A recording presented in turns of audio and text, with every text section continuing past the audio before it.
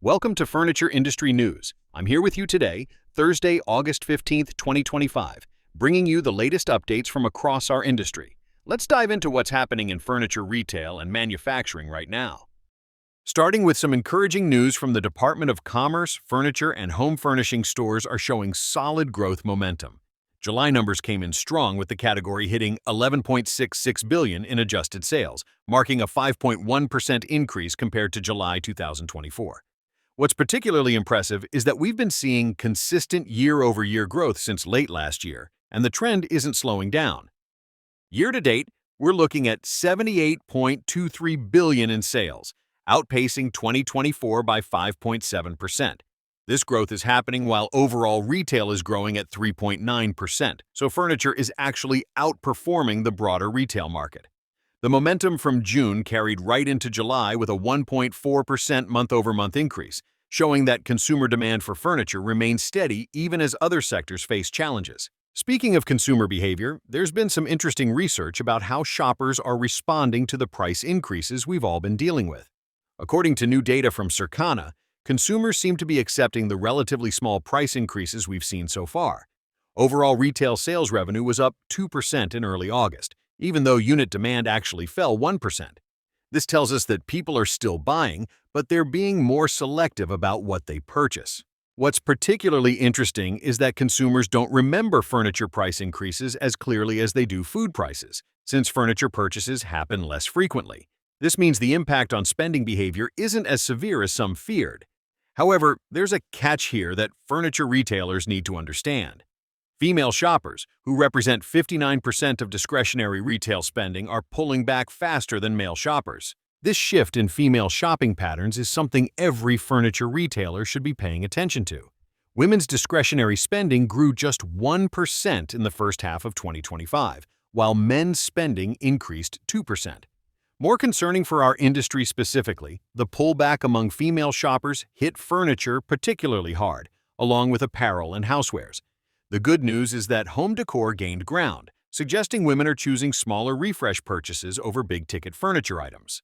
The research shows women are shifting away from department stores and mass merchants, moving more toward e-commerce and warehouse clubs.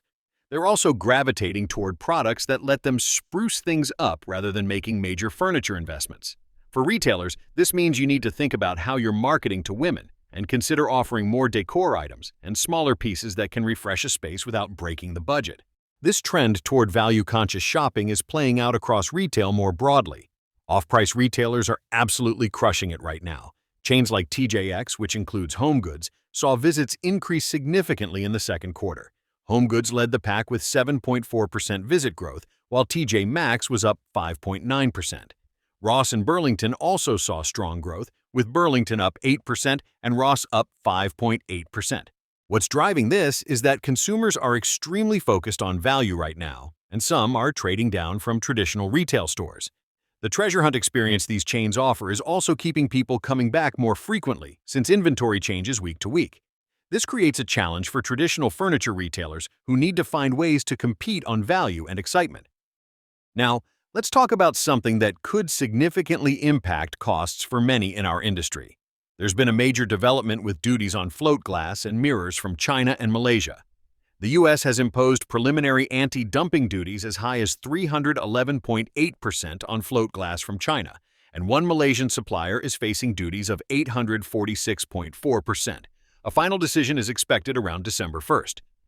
Here's what this means for furniture manufacturers and retailers.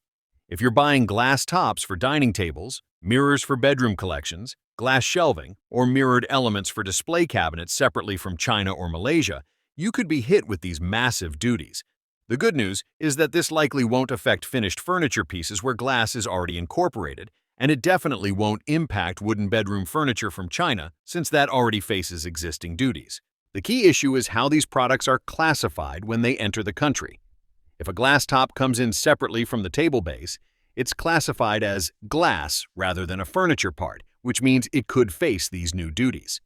Companies will need to work closely with their customs brokers to understand exactly how their imports are classified and whether they need to find new suppliers or adjust their sourcing strategies. This could push costs higher for domestic furniture manufacturers who use these components. or it could force them to shift to suppliers in other countries outside China and Malaysia. Either way, it's another example of how global trade policies continue to reshape our industry's supply chains. On the retail front, there's mixed news from major players. Dillard's just reported its first quarterly retail sales gain since 2022, with total retail sales up 1% to $1.447 billion in the second quarter. However, home and furniture was actually their weakest category, continuing a bumpy streak for that division. The company's CEO noted they're focused heavily on inventory control given the changing retail environment. Unfortunately, we're also seeing some casualties in the independent retail space. Rosso Furniture and Decor, a 47-year-old California retailer, is closing both its Morgan Hill and Gilroy locations. Owner Melissa O'Malley, who bought the business in 2021, cited ongoing economic challenges for the decision to shutter the stores, which had 70,000 square feet of showroom space combined. This closure highlights the continued pressure facing independent furniture retailers trying to navigate today's challenging retail landscape. Looking at the bigger economic picture, there's some positive news on the CEO confidence front. The conference board reported that CEO confidence jumped to 49 in the third quarter, up 15 points from the previous quarter. While that's still below the neutral 50 mark, it shows improvement.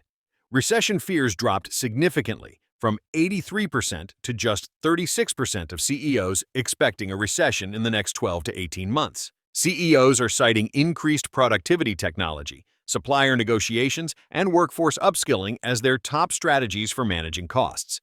However, nearly two-thirds expect to pass cost increases through to consumers via higher prices. For furniture retailers, this suggests the price pressure environment isn't going away anytime soon. Most CEOs report cost pressures from suppliers at 71%, materials at 64%, and technology at 63%. Wages came in fourth at 47%. This aligns with what we're seeing across the furniture industry, where raw material costs and supply chain pressures continue to be major factors in pricing decisions.